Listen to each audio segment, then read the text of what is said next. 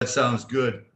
Well, thanks for being here today, and we're just really excited as we sit here, March 18th, going into this new football calendar year, and couldn't be more excited. We've been doing a lot of work, obviously, on and off the field with the Kick the Stigma campaign. There's going to be more on that, particularly a virtual fundraiser in early May, which is really going to be special.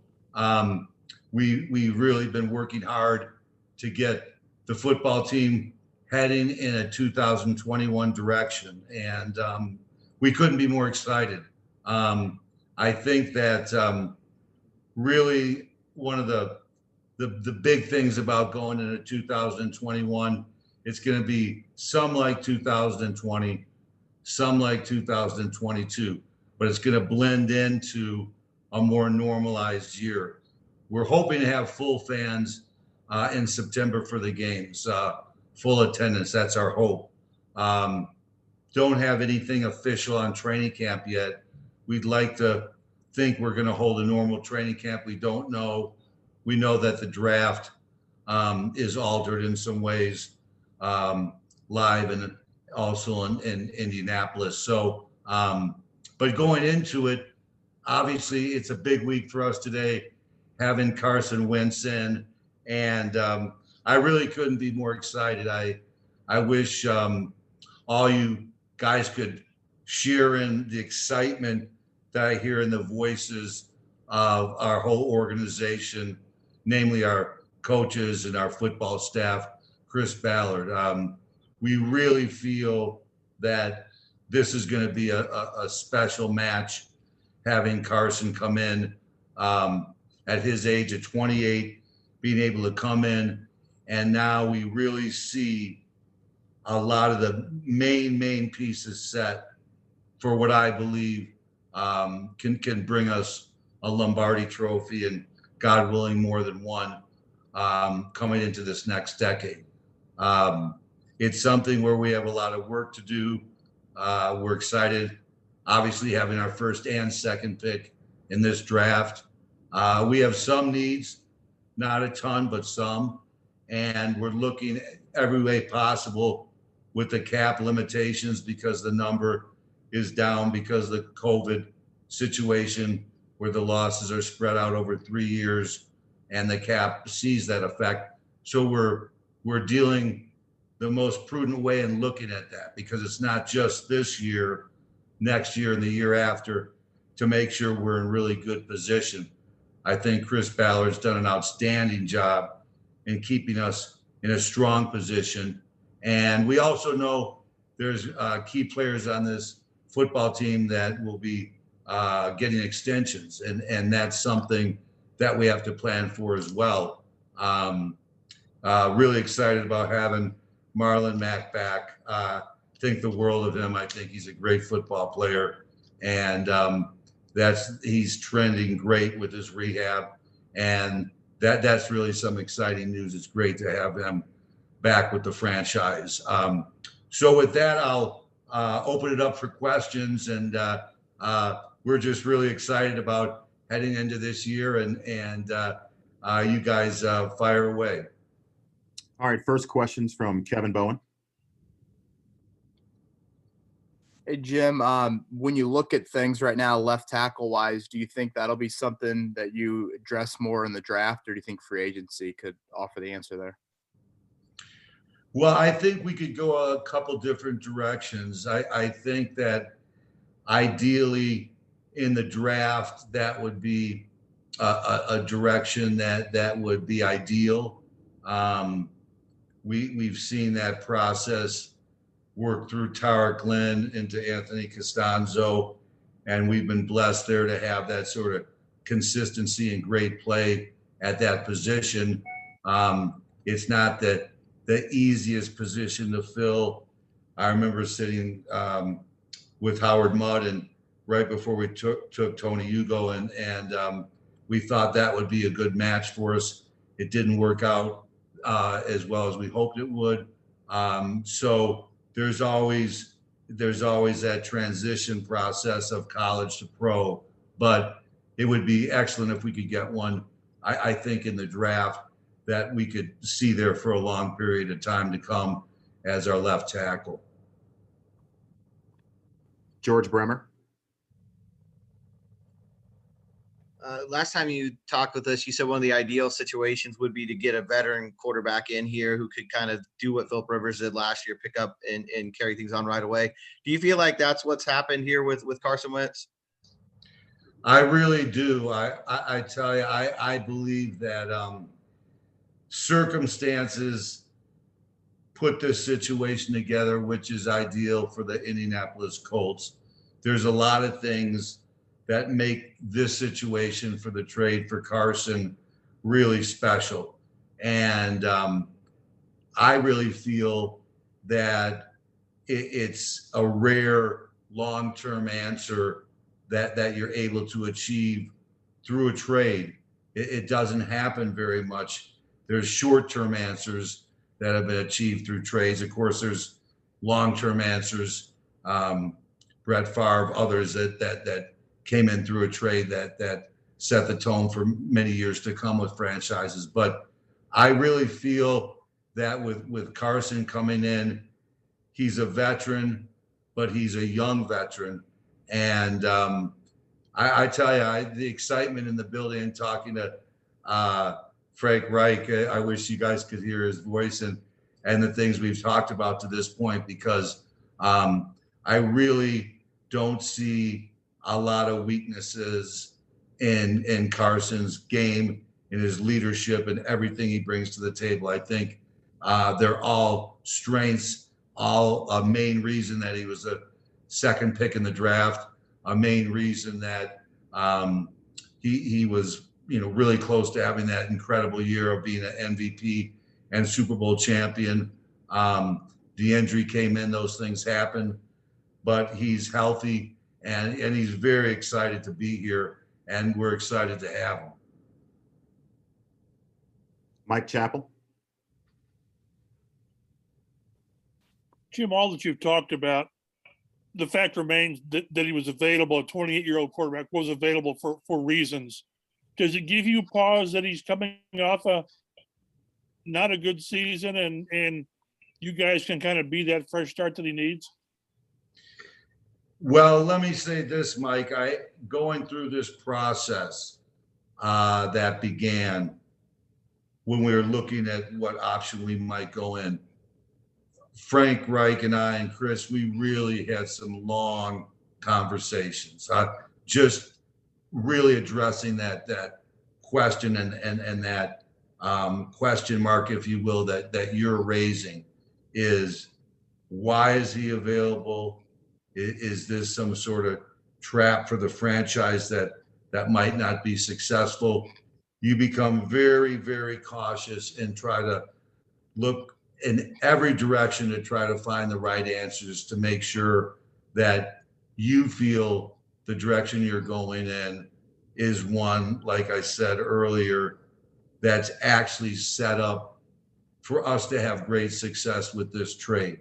And I really do feel, I can't emphasize how strongly I feel that Carson is the man for the job for the Colts at this time. And believe me, there's been a lot, as you guys know, with the quarterback situation that has happened over the last 3 years.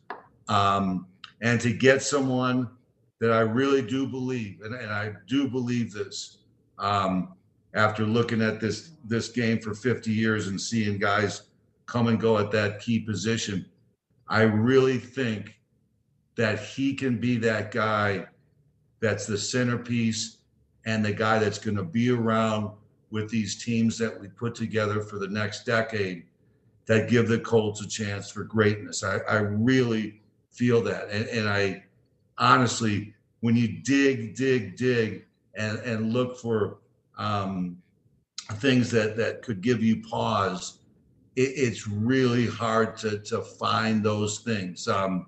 Carson's just viewed as an outstanding competitor, a great teammate. You talk to the equipment guys, the trainers, the people that really work day to day with the players. He's greatly respected and really is just known as a guy of tremendous work ethic, character, and has all the skills. Is really, when you talk to Frank Reich and hear him talk about him, I couldn't be more excited. I know sometimes, is it too good to be true? With trades, you have to be careful. That's all very true. But I want to emphasize, we had some long, hard conversations over this past month or so, really trying to vet this thing through, is if it's the right direction to go in. And in the end, we felt it was. And let me say this, once we made the trade and things have gone forward, we feel more than ever that it was the right move. And of course, a lot has to happen as training camp, mini camps, and the preseason starts, et cetera. But boy, we really feel even better now than let's say 2 or 3 weeks ago. Zach Kiefer. Hey, Jim, I want to ask you about free agency. And we know how Chris approaches this. We know how it's a disciplined approach. With some holes on your roster and with some extensions coming, has there been a push? Do you feel like there needs to be some holes addressed? Or are you guys going to be okay approaching it this way and being very disciplined moving forward? Because there's some questions that need to be answered, that's for sure. Well, there's no question. I think that, first of all, I think Chris Ballard does an incredible job of finding ways to fill those holes the right way. In other words, also protecting the cap so you don't get in a precarious situation down the road. And I feel also very confident that as the time goes along, better deals come along, that you can get guys done and fill some holes. I think there's a few holes that need to be filled. You guys have mentioned them, obviously, tackle, corner. But then you get into more ideal situations, like with us when we had Bob Sanders and Dallas Clark. I mean, when Dallas came in, that changed things a lot because he was such a dynamic player, going with 2 Hall of Fame wide receivers and a Hall of Fame quarterback and a Hall of Fame running back in Edgerrin. So we certainly are looking for more dynamic players to give us greatness, dominance, if you will. And I think really looking at how the team has operated is that the defense, for the most part, has stepped up and really made some plays at critical times and raised their level of play to where it really needed to be to win football games. I think offensively, we did the same thing last year in a lot of great ways. I think we wish we could have put the blend together because we were so close. As I mentioned after the Buffalo loss, it was so painful because it was so close. So I really think offensively, we're looking to get to just that point where we're a dominant football team, both through the air and on the ground. And we're not that far away from being there. I think that we'll see what happens with players like Paris that come back and different players that can contribute in what this draft brings. But we certainly are looking at getting another dynamic playmaker if we can find that on offense, besides just the tackle in the corner. And so there's always needs there. And we'll be looking at that. If you get a great young wide receiver, tight end, that would certainly be exciting with the type of football team we have. Joel Erickson. Obviously, we know how Chris operates with the cap, but if if the right player was available, would you guys be willing to jump in there for one of those bigger deals that we've seen? In free agency? Yes. Yeah. Well, no question. I mean, I'm always ready to jump in there to win football games, no matter what it takes. You can bet on that. But I think the great thing that Chris does is he walks away from deals. And sometimes your best deals are the ones you don't make. And he has that sort of discipline. He'll go to a certain point, but we'll talk, and we'll talk in great detail on where we're at. And more oftentimes than not, I might be saying, hey, maybe we put a sweetener in there or something. He says, no, let's stay where we are. That's what this deal should be. And I really give him a lot of credit because, believe me, for general managers, it's very, very hard to find a guy like that who's really disciplined when you're right at that 11th hour and trying to pull off a big trade, and you want to do it, and your head coach wants you to do it, and your owner wants you to even do it, but you say, no, let's stay pat, we'll be okay. And I think that's part of what makes him a great general manager. Mike Wells.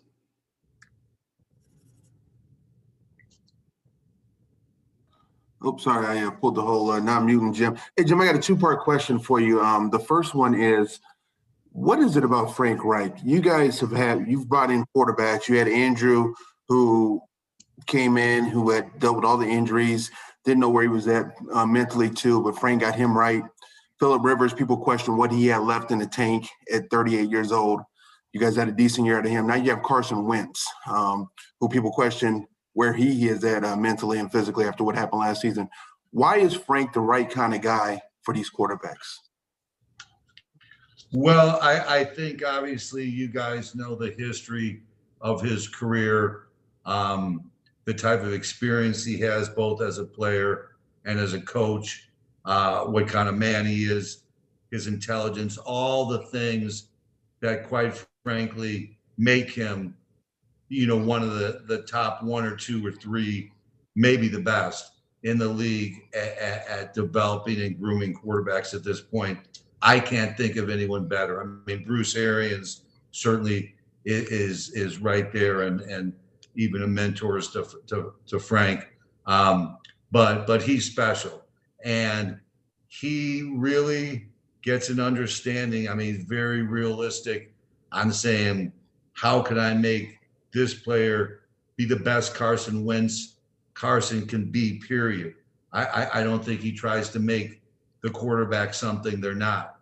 And he really is a great asset to the franchise because he's a great head coach with his leadership and his whole overall looking at the football program. But I tell you, in this league, we know we're quarterback driven. And when you have a coach like him who really gives a quarterback the best chance to be great in this league, that's really special. And I think that's one of the attributes that I feel make us real Super Bowl contenders is his talent to be able to elevate a quarterback's play to its very highest of levels. And that's what you're always looking for. You're always looking for guys to play as well as they can, and you let the chips fall where they may after that. And then I was going to follow up and ask you, we've been talking about free agents. Where are you guys at with T.Y.? Is there still a chance that he could be returning back? I think no question. I think that look at where the cap is at this point, being reduced, and how teams throughout the league, some have cap problems and have had to work hard just to get down to the cap. So I think it's an environment where, we see guys signing for different amounts. And I think there's going to be an opportunity for us to get something done with T.Y. I know I really would love to see T.Y. back. He's a special special Colt player. And whenever, we could see a guy like that come out to play with Carson, to have our fans be able to embrace him for another year, because he's really one of the most loved Colts players on the football field, period. We'd love to have him back, and we're going to work hard to have him back, but it has to fit in the context of the roster, which makes the most sense to make us the best football team possible. And so I know Chris is working hard on that, and we have optimism there that can happen. Jim Aiello. Hey, Jim. You mentioned kind of already earlier the challenges of 2020, no fans and the cap going down. I'm just curious, how has that affected the way you guys do business maybe this year versus in previous years? I know we've heard team owners in other sports say that, it's made things tough. Well, really, I think I've looked at it as an opportunity to make sure we keep our standard of excellence right where it's always been. And as an owner, sometimes if you go out of pocket on something, to make sure you have that sort of level of commitment and greatness, and everyone in your organization feels that's really important to me. I mean, guys, I really love to win.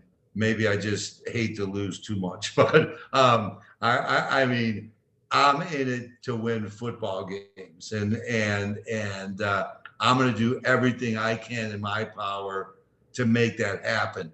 So it's never going to be a question of, are they committed enough dollars to winning football games? That's never going to be the question. We're always going to be out there trying to do everything we can for greatness on the field. And at the same time, that's still managing it. So with the cap, and when you have, to me, as you guys know, one of the most important things is signing your great players that are going into their second contracts.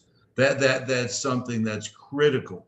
And we did that in the era before with Reggie and Marvin and Peyton and Dallas, and the list goes on, Tarek, Glenn, Jeff Saturday. So we always have a focus on that, and making sure we don't get an imbalance and that takes us by surprise.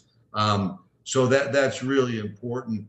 But then it's going out and being wise and using free agency trades to the best of your ability to do that. And I've been just thrilled with, just look at the, DeForest Buckner trade and him coming in here and us signing him, compared to when we tried to make that move with Corey Simon, and that just didn't quite work out.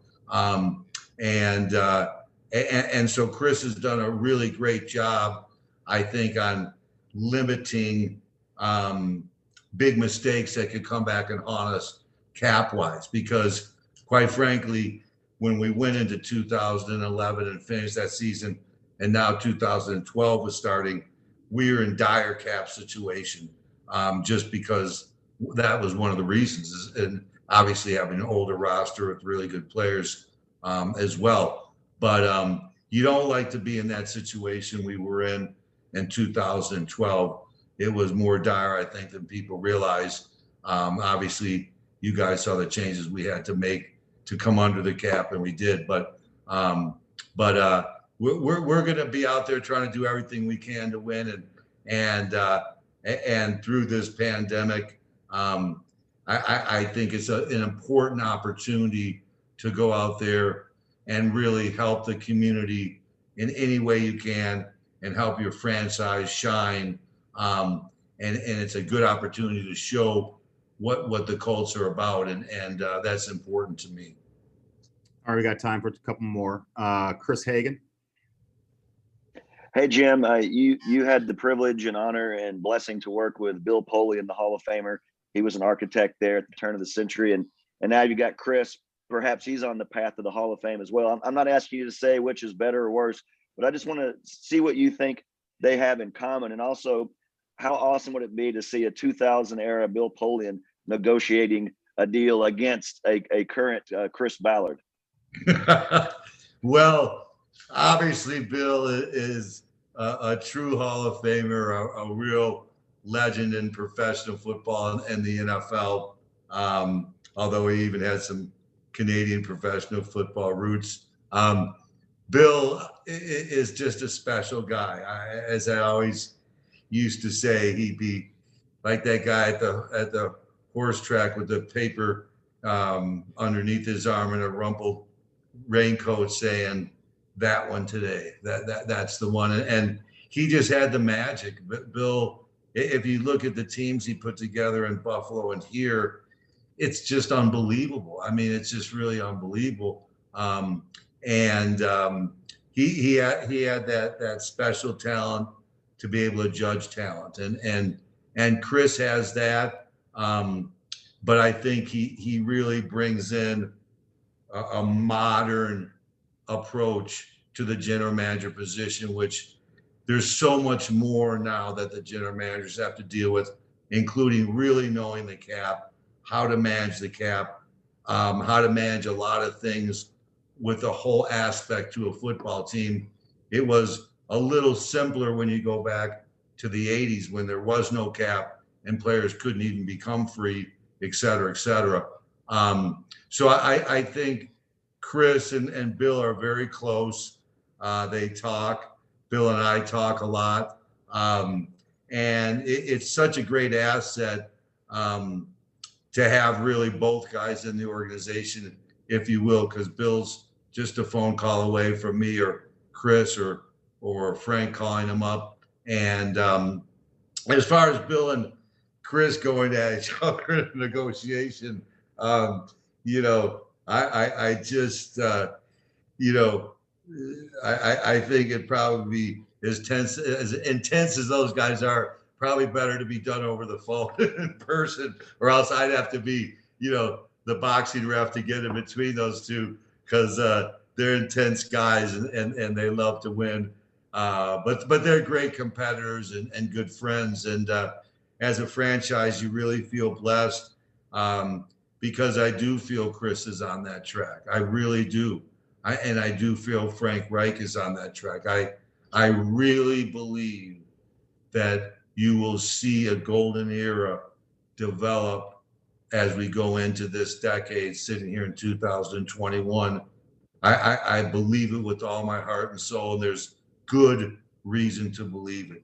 And you talk to people around the league and people that know, they're going to agree with what I'm saying when they look at Chris Ballard and Frank Reich and the expectations going into this decade that we have for both of them leading the team. It's look at it. We said everything changes every year. That's the painful thing about what happened when the season ended in Buffalo, because I love that team. And everyone knew as soon as the season ended, that team would never be again.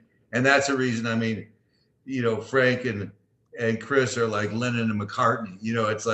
It's like, okay, what's the new album this year? But, well, we needed help at quarterback. So Help was the last album. Come on in, Philip Rivers. But maybe this album is Let It Be. We know Andrew's retired, and here comes Carson Wentz. So they're always responsible for crafting this new football team, and so much changes even when you don't want it to. So it takes a lot of effort and talent and organization to get back onto that football field.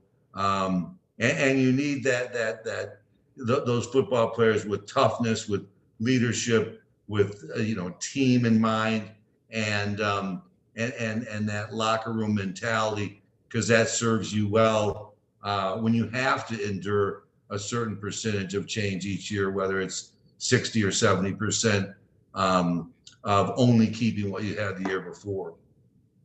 Awesome. Thanks, Jim. This will be our last question, Jim. Then this goes to JJ.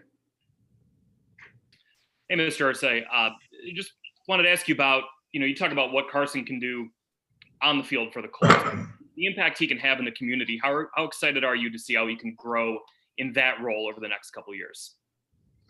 I'm really excited. I think he's an outstanding young man who will represent the horseshoe in a special way. I think anyone you talk to about Carson will tell you that this is a special guy, especially gifted with leadership, especially gifted with wanting to be that guy on the field who is your leader and making the difference, and off the field. This is someone who's extremely motivated to come in, and more motivated than ever. Let me emphasize that, more motivated than ever. He knows this is a tremendous opportunity for him to be here. He wanted so much to be reunited with Frank Reich, and this opportunity he knows is a blessing, and I think he's going to take it and run with it. And our community will really come to love him. I really think that, like I said, him coming into the fold sets up the main structure of a lot of great young players now that's going to take that framework that can bring us to the greatness that we're hoping to at least once, if not more than once. All right, that'll do it for us. Thanks for your time, Jim. Hey, thanks, guys. Look forward to seeing you in person soon.